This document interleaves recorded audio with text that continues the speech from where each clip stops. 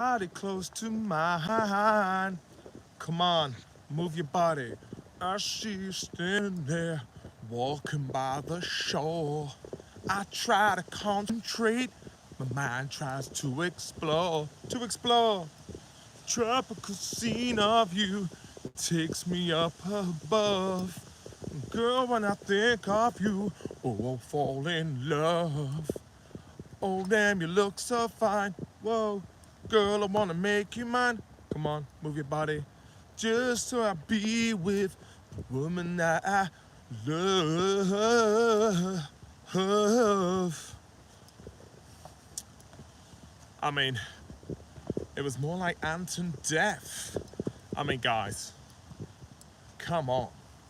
I mean, are you serious? Come on, Simon. I know we're good enough. Guys, no.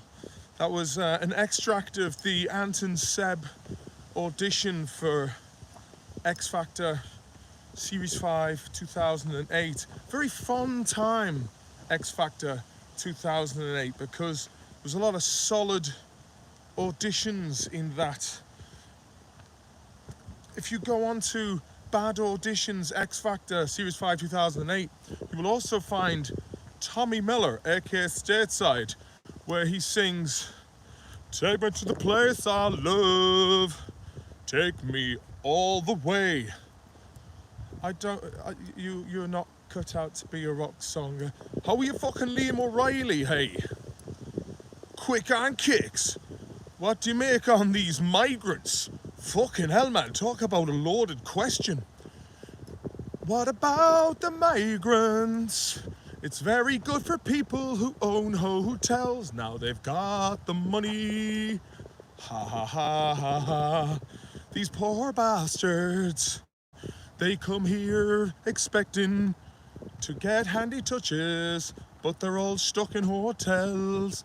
The fucking greasy till that the greedy businessman fumbles in, to quote William Butler Yeats. The same cunts. Look at that hawk. I'm going to show you something cool now. Any advice on approaching 40, lad? Asks Liam O'Reilly. Mate, same shit, different underwear, except you start feeling older, and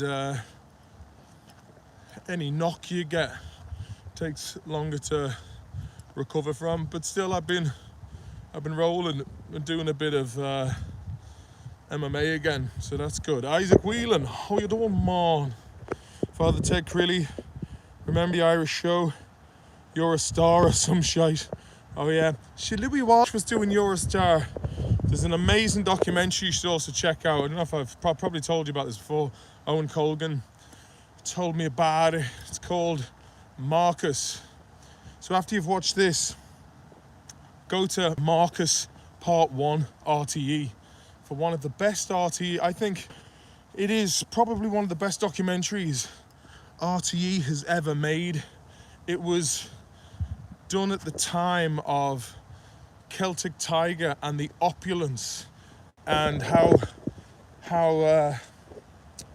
the artificial cash that was basically floating around Ireland was so ludicrous that a man who could not sing managed to squeeze £500,000 plus out of an investor to go and travel to the island of Capri to do a doorstop to Stockholm to meet Max Martin, only to be told he's not there, to go to Abbey Road Studios, go to Michael Jackson's voice coach, who also worked with The Doors, and then to do all this and then go to a Eurostar audition with Louis Walsh, only to be told the lad doesn't have a note in his head. Right, I'm going to show you this. Look at this review.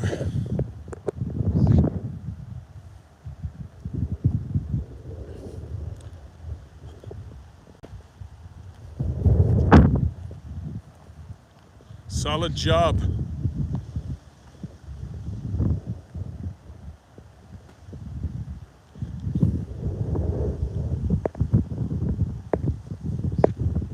Not a bad old touch. So this was my, this is where I used to live. I went for a spin today after dropping the kids to school. I had some admin stuff. Also, I didn't get paid for the month of August from work, and I was like, whoa! And there's a couple of other fucking discrepancies that I won't go into. Basically, my fucking wage packet was light for a couple of things I did. I've got to get to the bottom of. But you kind of think to yourself, it's like the Strokes song, is this it? You know, like, you work your fucking bollocks off, and everything has just gone so expensive. And as a 41-year-old, just kind of think like, I've had a couple of setbacks in life. A lot of them my own doing. But it's like, compared to our parents' generation, you know, I worry about the next generation coming up. It's like, you know, it just feels like the whole, if you're living in any city, you just gotta ask yourself, what's the fucking point, man? It's nice to be able to get a Thai green curry or some sort of Deliveroo in the heat of the night, but other than the convenience of food and entertainment, what's the fucking point, man? Do you know what I mean? I often think back to a light packet lad, naughty that. Yeah, light packet is right, and I'm like, I've got to fucking get to the bottom of that, because I fucking worked bloody hard, and I'm you know, 3rd day's work, 3rd day's pay. So I've got to figure out what the fuck's going on, because to tell you one thing, the overheads that a man fucking pays in Stockholm nowadays is just insane. It's like, you know, the inflation has been driven up. The Swedish krona is weak as piss, and wages don't increase. So like, and a good measurement of that is everyone who has kids, they get like they get a thing called barnbidrag. That's just what you get from the state every year, and or every month, sorry. And that's been the same for the past 10 years. But like, the last 3 years, man, since this fucking pandemic bollocks, everything's just shot up in value. Inflation has gone rampant over here, and like, Sweden always had itself insulated against this kind of shit, but the last 10 years they've just been, look at the cranes in the sky, man, there's a lot of work. But then you see people driving around in Porsche Taycans and Audi e-trons and all these fancy German cars, and you think to yourself, do they own this, or does the bank own it? Like, if over here, you want to see some of the fucking gaffs, man. Over there, right, that's a place called Ekerö, and one of the singers from ABBA lives out there. You know, that's one of the royal family have a castle out there. Over this side, I'll show you. So this is the contrast between the two places, right? So let me just get the camera. So over there, that's the ferry that takes you to Ekerö, and that's where ABBA and the boys live, and the royal family. Over here, you have Botkyrka. Show you Botkyrka, man.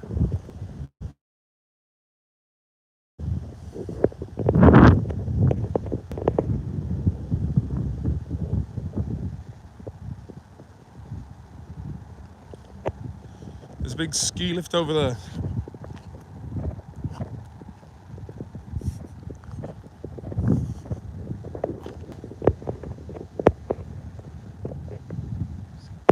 Right, it's hard because my hand's shaking like shaking Stevens. But like, this area, like, there's been a couple of fucking mad times lately. I used to live over here, in the old house, and I fucking missed that gaff, man. It's up for sale now. And I was like, if I had the fucking wedge, I would have bought it, man. Do you know what I mean? But yeah, that house is going for like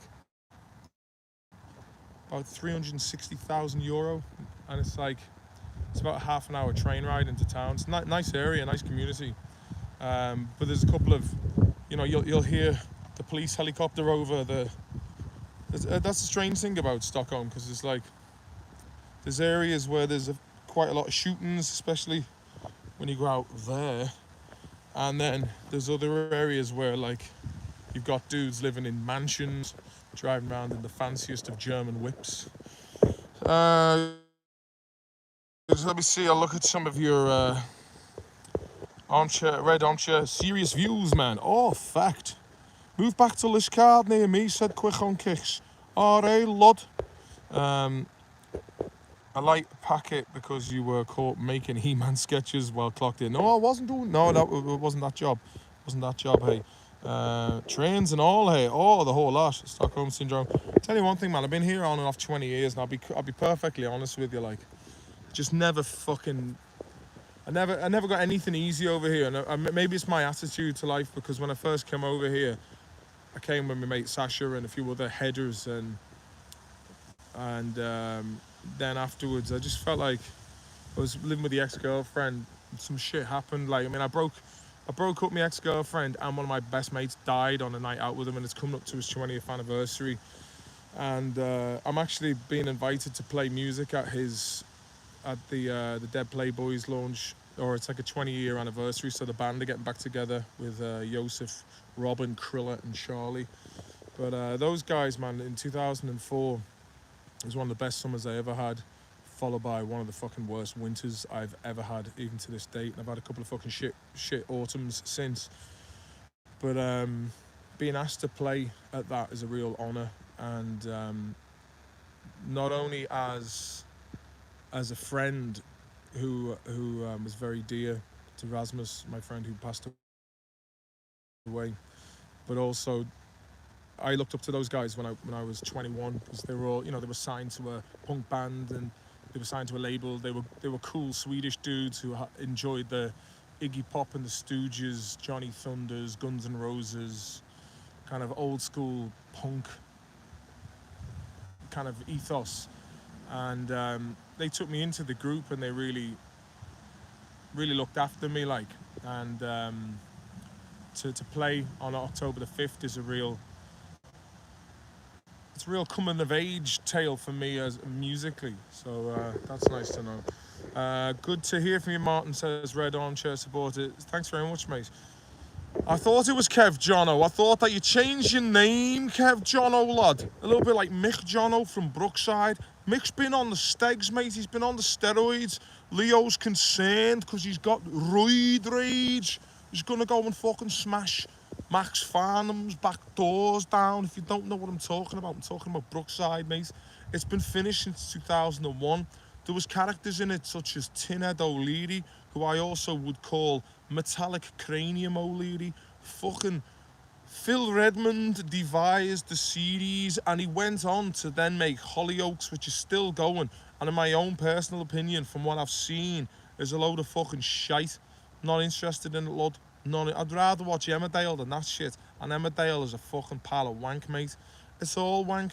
The only thing I might watch now and again, yeah, is a bit of fucking EastEnders, but I fucking don't even watch that no more, do you know what I mean, lad? It just never ends, man. There's always something going on, like. It's like you could fucking jump in after like 4 years, and then like after about a month, you'd be like back up to date. It's a bit like training martial arts, lad. You'd be out of it and you get your ass kicked for a month, but you're back into the fucking groove. So that was my report there on soap operas. Rest in peace, Scorpio. Liam O'Reilly says, that's something that has been on my mind every day since, and I didn't really want to talk about this so soon afterwards, and it's something that I won't dwell on, but all I'll say is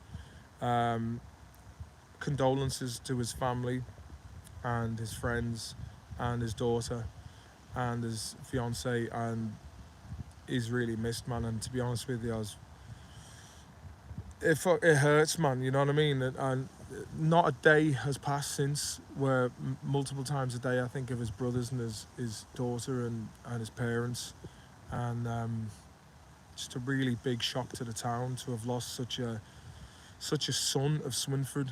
Ali was, not only was he hilarious, like he also knew the crack, like that what was going on globally, and myself and Ali had a lot of really good. He always, like, his moral compass was solid, as well as his sense of humour, like, and unfortunately, I didn't get to see much of him the last couple of years. But it just goes to show, like, you just take for granted that people are there in your life, and then they're gone. But at the age of 37, you see, you take for granted that we're at a certain age where just because someone's young, you take for granted that they're going to be around for ages, and like it's a massive shock. And I was really upset that I couldn't get back for the funeral either, and I think the fact that I wasn't there for the funeral, but I can imagine that it was a massive turnout and how devastating it was for the town. But Ali, mate, rest in peace, and condolences to your loved ones. Um, what else is new? Yeah, I mean, I think I'm back in Roisin Mac, cello and piano now. Grief is hard. I've lost my mum and my dog. Yeah, that man. Losing a dog is it's one of the toughest things I've ever been through, and I've lost 3 dogs at this stage. Well, Mutty as well, but Tordoff has him. But in the last 2 years now, my dad has incurable blood cancer, and my auntie is on her deathbed right now at this moment. Roshi, I'm really sorry to hear that. That's fucking tough going. My condolences to you, love. I really mean that. Lulu, charity. Didn't even hear about it over here. Sorry for your loss in his family. Cheers, buddy. Yeah, it's fucking hard, man. That's I got my cousin sent me a picture of my great uncle and myself. I think it was at my cousin's wedding about 10 years ago, and she was just saying about going through his photographs of the family, and it was sad. And it's even like, when I moved out this summer, I'll be honest with you, man, this has been a tough year, and the past 5 years has been fucking tough as well. Pandemic, divorce, a breakup, having to move house, and just like not being where I wanted, not being where I know I could be because of logistics, because I can't just take off and do. I'm not as footloose as I was before. There's been a lot of personal growth and development, but also it's frustrating. I feel like I'm out of Ireland. I haven't been back since April, and when you're out of sight, you're out of mind. And then especially when you see so much fucking mediocre shit that seems to be popping off everywhere, and I feel like it's not in my. I should be making content daily, but it's like the problem is I get stuck on fucking minute details, and I've realised lately that my fundamental problem is, well, not a problem, but just how I am, and I need to accept this about myself, is that, as Tordoff once said in 2007, he goes, Martin, you're like a fucking nuclear warhead of creativity and energy, but you just need guiding in the right direction.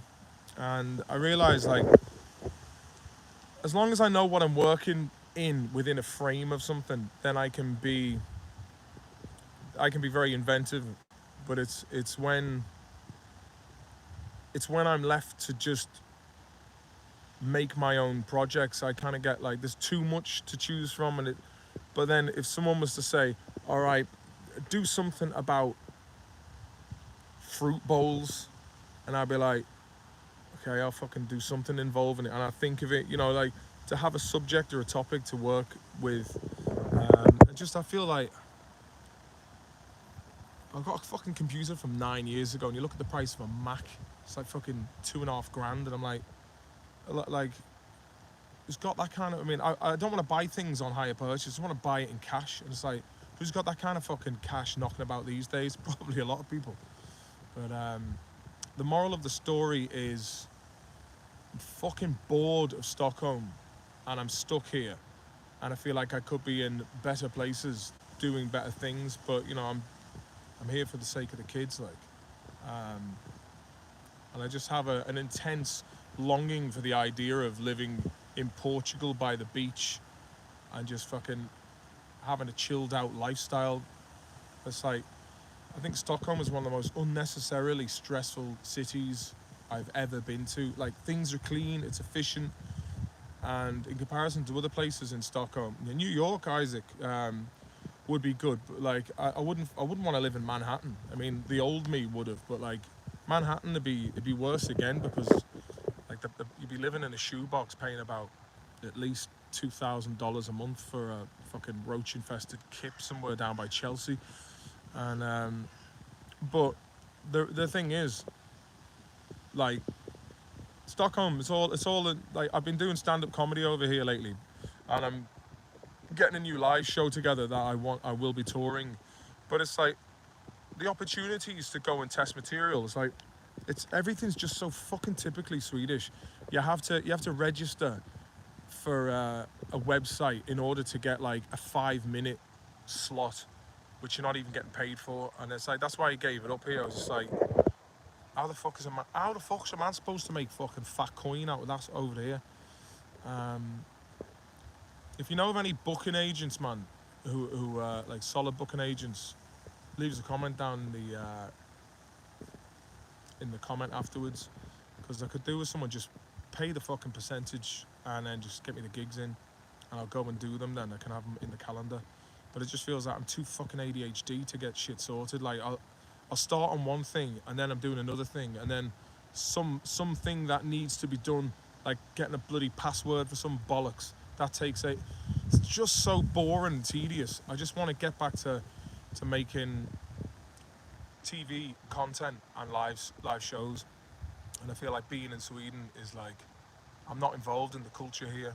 I mean, and it's one thing that Sweden could do is starting, or it could do with, is a funny TV show. Do you know what I mean? But I'm getting there, man. I'm back on the horse now.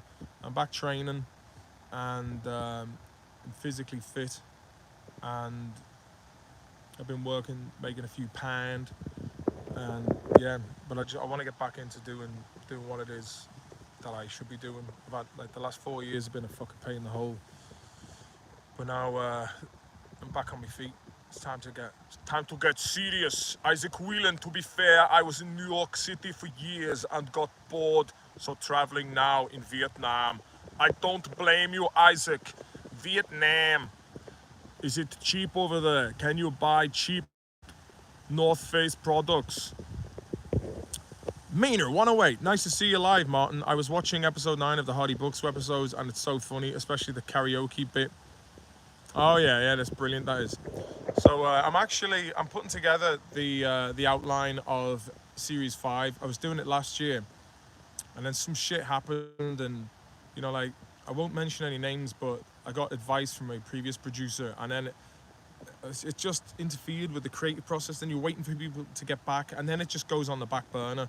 But yesterday I was putting the shape of it, so I think ultimately it comes down to me. I'm the one who has to get things started, and tonight we're going to be having hopefully now, I've set it up.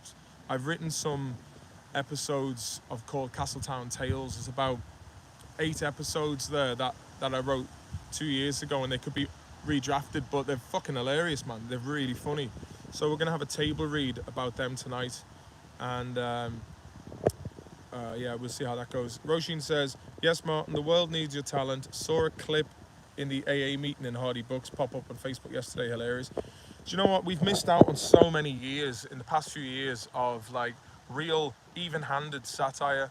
Like, because like things in Ireland that, I mean, the problem is with Ireland, it's too small of a country. You've only got a certain amount of funding, and this whole fucking PC woke bullshit that seems to have just invaded every fucking facet of the arts in Ireland.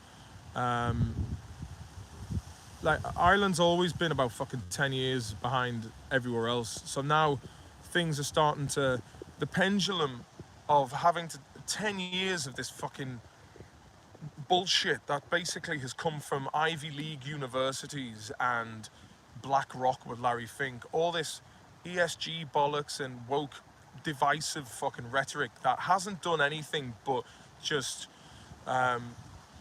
drive a wedge between, like, at the end of the day, I've said it before and I'll say it again, we're all human beings. We all have a finite amount of time on this earth, and the resources of this of this earth and the money that's out there is being fucking robbed off. Doesn't matter if you're white, you're black, you're Asian, what have you, South American. You're all getting fucked. We are all collectively being fucked, and the sooner we all get together and realize that, the better. We're being fucked by a small group of holding companies and businesses that are, I mean, the price, like, if you look at some of these apartments in Stockholm, right? An apartment, like 50 square meter apartment, built in the 40s in a suburb of Stockholm. Some of them are going for €500,000, and it's like, it was built 80 years ago. Like, it's a slice on an apartment block. It's insane. Like, there's a place called Valatori they used to call Little Ukraine because it had like these tall, like Soviet-looking apartment blocks. 10 years ago, you would have picked one of them up for €100,000. Now they're going for over $500,000 each because the place is being gentrified, and you know, it's just like, how the fuck is someone like the average income in like for your average worker in Stockholm is probably about in and around three and a half, like let's say €3,000 to €4,500 per month, right? That's what your average worker is getting in Stockholm. How long is that going to take to pay off a place worth $500,000? It just doesn't add up. And then the price of inflation, petrol, you know, travel, phone, food, you know, if you've got kids, like their fees. Man, it's a con job. So what happens is BlackRock and Vanguard and these companies that own each other anyway, they come along and they buy everything up. And then basically, it's like no coincidence that Larry Fink, the CEO of BlackRock, is also closely affiliated to the World Economic Forum, who come up with slogans such as "You will own nothing and be happy." I mean, we are being fucked, man. And it's, I know I go on about it, but I kind of feel like any bit of technology, let's say instant communications or transport or some sort of quicker aviation, is basically, it's not like, oh, you know what, lads, yeah, that's saved a good bit of time in the workplace, take a day off. No, they just fucking squeeze more productivity out of workers, and then they're wondering why people are fucking depressed and feeling burnt out and empty. And at the end of it, like over here, this fucking Sweden, man, you basically get paid once a month, the same time your bills come out, and then whatever's left over, you've got a budget for the end of the month. So like the first week or two, you're feeling like fucking Don Julio knocking around, and then towards the end of the month, you're eating fucking noodles and whatever's left in your fridge, and that goes cumulatively for people with high salaries as well. It's just like, you get excited at the beginning of the month come payday, and then at the end of it, you're fucking, you know, your balls to the wall. And that's for everyone I know over here. And it's like, is this it? Is this what the fucking future held? Like, I thought at this stage it'd be fucking flying cars and at least 4-day weeks. Fuck that, man. Fuck that. Do you get me? Yeah. So did you see the Joshua fight at the weekend? There was criticisms about Liam Gallagher, about his performance. Now, like, just people on Twitter, and I was like, what he's giving out about? Like, band sounded fine. Liam Gallagher's a 52-year-old singer, and yeah, he might not have the same timbre of voice he did when he was in his early 20s, but he's still boshing out the fucking tunes. The price of tickets, that's another fucking story. I certainly didn't get any tickets, but I haven't got fucking, I'm not gonna be paying 450 fucking quid for a standing ticket either. Do you know what I mean, lad? Joshua, the most overrated boxer of our generation, says Red Armchair supporter. Liam O'Reilly, a comment Crow Patrick reminded me of my dad saying he was forced to do Loch Derg years ago, but just dying to get off and go for a pint. Tell you one thing, it would have been a lovely pint, Roisin. Red Armchair job in terms of what I was talking about. The year is 2024, right? Okay, things like this, the fact that I'm doing a live stream on YouTube to people all around the world watching, fantastic. That's that is the fact that you can be closer to your fans and people you like and have that relationship with someone online. It's great. The fact that we can get directions and how long it's going to take, great. There's none of this shit of like, oh, meet me at this post box on fucking King Street at 3 o'clock, and then you turn up and the person's not there, and then it's like, oh well, I guess I just have to go home and do something else. It's handy, but the surveillance aspect, don't like that. And to be honest with you, like, I feel like catching up with messages fucking stresses me out. I don't know if it's the same for you guys, but like today I finally got to check Messenger, and there was a lot of condolence messages there regarding Ali Carter, and it kind of like I was like, just couldn't deal with it. And today I went through and I got all my Messenger messages, but then there's WhatsApp, and then there's Instagram, and then you feel like a bad bastard for not getting back to people. And it kind of just feels like, I don't know, it's not like, it takes a lot of time, and then, I don't know, it's just one of those things, isn't it? But, what else is new? Yeah, I don't know, I want to get back and do a bit of fucking, start gigging again. But to be honest with you, like, it's tough to be fucking traveling all the time as well. It'd be nice just to get it done in one block and like have like circuit gigs you prepare for them, and feels like he's getting old, man, you know what I mean? Getting old.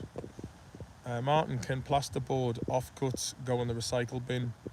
You'd have to put that in with well, over here you'd have to take that to a tip and throw them into like builders waste, and they'll crush it up then, I suppose. You could. It depends on, I mean, like, I'll leave that up to you, mate. What about that fucking asbestos? Phil Neotano. Hey, well, things change, Tony. I finished watching Sopranos the other day. What a fucking series, man. It always has been and will remain probably my favourite series of all time. And then I watched the Wise Guy documentary about David Chase. Also, how are you fucking Shawnee, man? How's it going, Martin? Hope you're all keeping well, lad. I was very sad about Ali. Sorry for your loss, mate. May you rest in peace. Cheers, buddy. I appreciate that. Gabagool says Kev. But it was interesting that the final episode of Sopranos was directed by David Chase and his original DOP. But it's amazing when you see like how it came about, Sopranos, like the pilot. And oh, Chris J, thank you for the creamy cheddar. It's most appreciated. I'll give that a fucking a dop of the cap. But I just need to I want to get back to doing the Hardy book as well. It's just, I think if I just do 15-minute episodes, just keep them short and simple, because I think doing them in massive blocks takes so long, and financially there's very little on return of investment there. Like, but if I do like a 15-minute episode a week, then that's manageable. And also getting those He-Man videos done again. Just got to get back on the case. You see, the thing is, I've got to see the end point of something, and when it's myself, I just keep going, and I don't know where to draw the line, and I think that just comes from generally bad planning. I've always found planning boring, but like, it's kind of essential. You need to have some sort of outline done. I think it's an ADHD thing. ADHD is a funny old one, because it's like you're really smart and thick at the same time. It's like it's like having a massive hard drive that stores information, but your processor is a bit old. I don't know. I wasn't listening in school when they're doing fucking maths. Found it boring. Now I wish I'd fucking paid more attention now. I was getting free education, man, and I was looking out the window going, thinking about boobs and stuff. Let me see. Get on John May and see what Martin does stuff like you. Who's John May? Liam O'Reilly. Feels to me you're the only one pushing for a 5th series, lad. Are the boys up for it? Yeah, they are. Like, I mean, it's just that there's been so many ups and downs of like nearly getting a project over the line and then it being fucking denied by some certain person in RTE or something. You know what I mean? It's like, so this goes for me as well. It's like you put so much effort into a treatment, and you put the pitch deck around it, and there's been probably about fucking a dozen times we've nearly been getting commissioned for something, and then some fucking asshole says no, and that kind of, it makes you jaded and cynical. And us lads, like, we went straight to the fucking top. Like, it was an anomaly how things worked out for us, because we just struck at the right time in the right place. And then when you're no longer Johnny come lately, and you have to try and get back into the, I always think of like the entertainment game, or for want of a better word, the fame game. It's like it's like precipitation. So like, I'll use this background to illustrate my point. I believe in angels. Oh.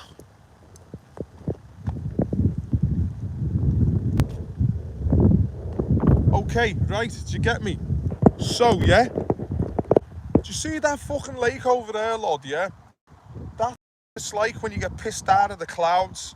Precipitation in the form of rain goes back down there, yeah? So that cloud, yeah, them there clouds, that's the fame game. That's where you want to be, yeah? But down there is when you've been pissed out because some other fucking TV show has come along and hogged all the limelight, and then they're all like, oh yeah, I'm the fucking #1 top dog around here, lads, you get me, yeah? But then they come out with the fucking cloud because they have been doing the same shit. People get bored, someone else comes along. But then you've got to work your way back up into steam so it goes back into the atmosphere. Do you get me, yeah? And in order to get that steam, you need an agent, and a booking agent, some fucker who gets you the work right. So that there's a very nice vista, I'll have you know. Lovely little island over there. Let me just get the claw. See, that's why I could never be a weatherman. Shit like that. There we go. Ah. So there you go. Getting from the lake back into the sky to be carried off over to the rich part of Ikea. That requires, see, for me, because I got paid early on, and it was a very handy number when the going was good, then I was like, why should I do fucking stand-up comedy for free when I've been paid in Ireland quite handsomely? Knowing, to put it truthfully, and a truth bomb to myself, it's like, no one's asked, mate. No one's asked.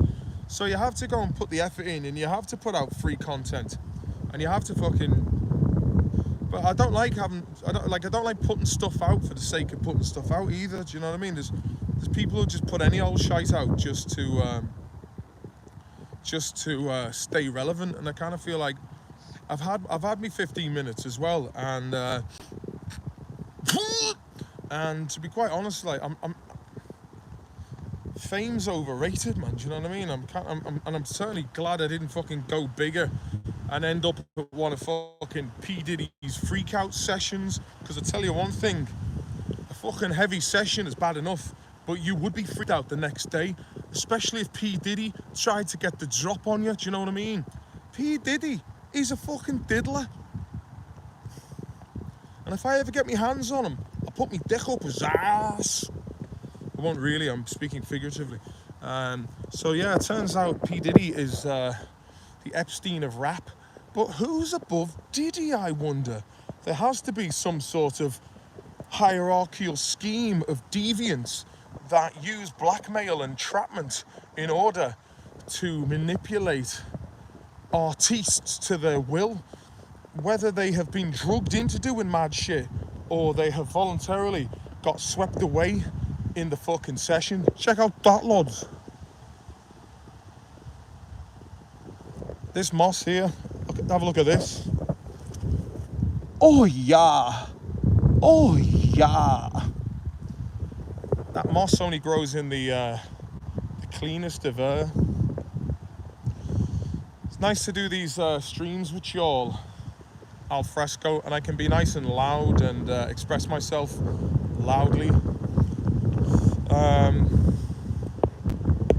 See, Martin, as you said, the pendulum is swinging back and Ireland is ripe for satirical picking. You are the future. Like, man, look, one thing I've realised, Alan, and the rest of you chat, is that your average person on the street often lack the basic curiosity and insight to actually think for themselves. So they just basically go along with whatever the major or the general consensus of the mainstream is. And then you figure out that mainstream culture has been cultivated and handpicked by certain experts that for some reason have the authority on truth. Like, all we need to do is look back over the pandemic. Trust the experts, trust the science. I mean, like, you know, it's only when you look back at those times and some of the messages that were like, oh, he wasn't wearing a mask. And now, it's all gone for the time being. Do you know what I mean? But like the science, like you got called a right-winger, a right-wing conspiracy theorist for questioning the motives of big business.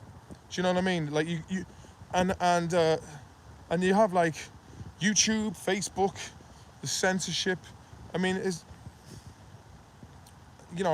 like look at what's fucking happening down in the Middle East now. Lebanon and Israel are now going to war with each other, and the fucking trolls on the Israeli side, man.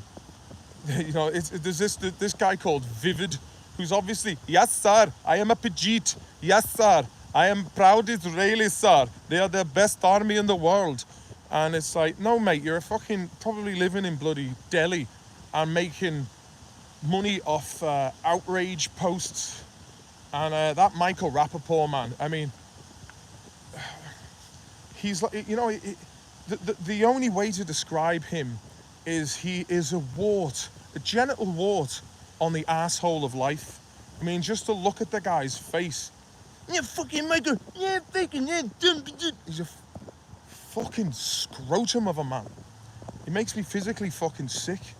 And if I ever get my hands on him, I'll take a dildo and shove it up his ass, mate. While P. Diddy watches from the shadows like this. So that was that. But yeah, the whole fucking the Ukraine war as well. It's been going on for ages. A whole generation of people butchered and damned for profit. And the mass media. It's the fucking enemy of the people, and it manufactures consent. And I think I started waking up to all this shit about 12 years ago, and But then to see, so it brings me back to the original point that Alan said about Ireland being ripe for the picking. It is because, you've got people who have fundamentally a good moral compass inside them, but they're misguided and misdirected, and they're unable to think for themselves. And I think, apparently, I mean, who knows, but we're exiting the Kali Yuga, which was the Hindu astral age of death and destruction. If you look at ancient civilizations such as the pyramids or those big temples out in Cambodia, or I don't know, fucking Machu Picchu and the likes. I'm not saying that they were great times, but there seems to, maybe according to the end of this cycle, they reckon that we should be going into a transitional phase and then into a higher state. I don't know, man. I mean, it would be ignorant to assume that the influence of the celestial bodies has no effect on the life forms and spirits that inhabit the world. So funny enough, I walked past this place which I'm very. It's called Ravenswood. It said a magical healing place. I'm sure they would agree with me. But I don't rule anything out either. I don't rule anything out because, man, you've just got to take a look around and be like, is this it? Is this the best the fucking world has to offer? You know, like the fucking presidential election in the States. That's it. That's it. That's the best. That's the best fucking candidates. Out. It's fucked, man. You know, the whole. I think there just needs to be a mass awakening of people, and I'm not talking about some fucking QAnon, trust the plan kind of bullshit. I'm talking about where people actually just wake up, look around themselves, and be like, "Am I happy with this? Is this it? Is this how I'm going to spend the indeterminable length of time living on this earth? What legacy am I going to leave behind?" These are the fun that, like, to quote Tony Soprano as he was Patrick Finnerty or Kevin Finnerty, sorry, in that dream sequence of Sopranos after he got shot. Who am I? Where am I going? And when someone asked me earlier on in the chat how do you prepare for being 40, or how is it going into 40? You start looking at things because all of a sudden you're like, right, I'm old now, like, you know what I mean, or I'm getting old, and 40 just feels the same. But when you're 41, soon to be 42, you're like, yeah, I'm an old dude. I mean, like, I would look at myself from how I. There it is, lads. Look at the old Volvo, the silver horse. Will the alarm go off because I lost the other key? Here we go. No, it didn't. Not about old fucking car, boys. Not about old car. Yeah. So you think to yourself, as Liam Gallagher would say, what is it? It's second verse. It's a crazy situation, but all I found was cigarettes and alcohol. What is it? It's like, what's the point? What's the point in working when there's nothing worth working for? I'm paraphrasing it, but it's like, you fucking work your balls off.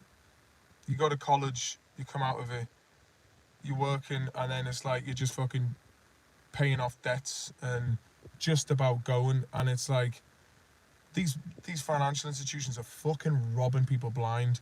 And, like, you know, I was driving past a pub a couple of weeks ago, and it was Hammerby playing Djurgården in a derby, and a whole bunch of lads were just fucking jumping around because Hammerby had scored a goal. Everyone was like, yes, way, hugging it out. And I thought, imagine if you had that passion when it came to these fuckers who were like squeezing the lifeblood out of us.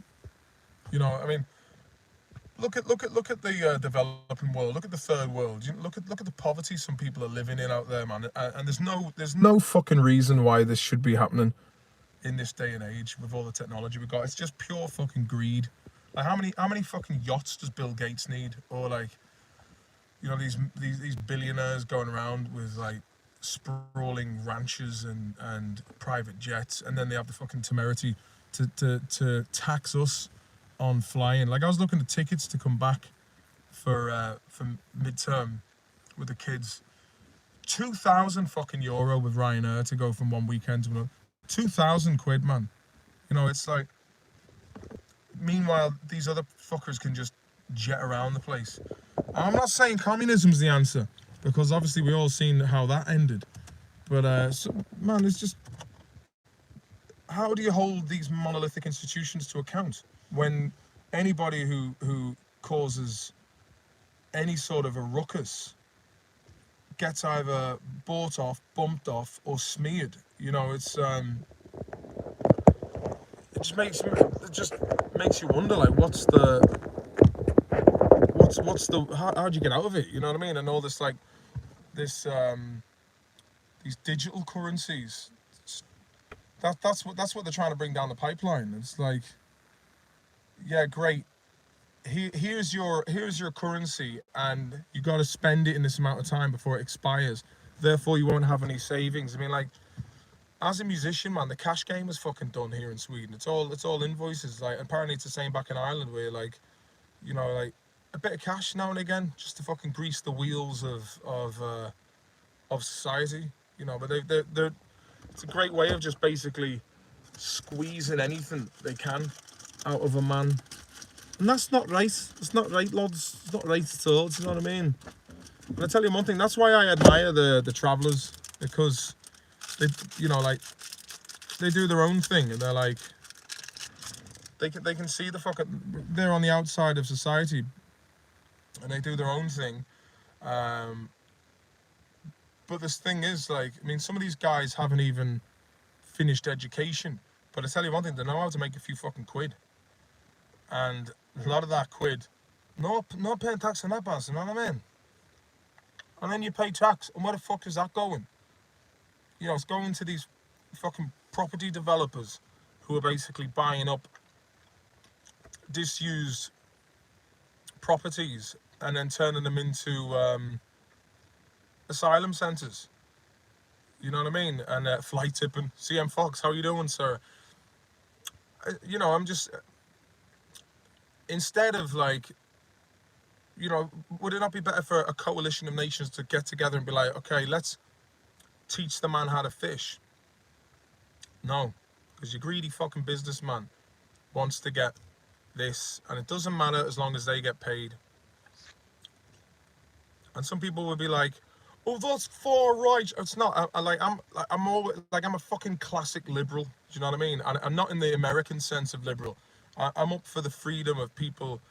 Like, I would like there to be a society where there is plenty for everybody. Everybody gets paid appropriately, and these fucking corporations aren't ripping people off. And where these same corporations who are squeezing us are throwing their countries into fucking chaos, so they can put their own puppet dictator leader in over there and hand over their natural resources, or send in the fucking IMF to go and seize resources from people. Like, it's fucking bullshit, man. It's like, that's about it, really. It's about, as to quote Simon Cowell, it's about as far as it's gonna go, sweetheart. Other door, please. But I'm gonna have to wrap this up, lads. I'm afraid for future of my race and country, not right wing. And the thing is, for you know, you want to be able to go to a country where the predominant people of any given country, Tibet, fucking Peru, you know, are indigenous to that place. Otherwise, it's like it fucking ceases to be.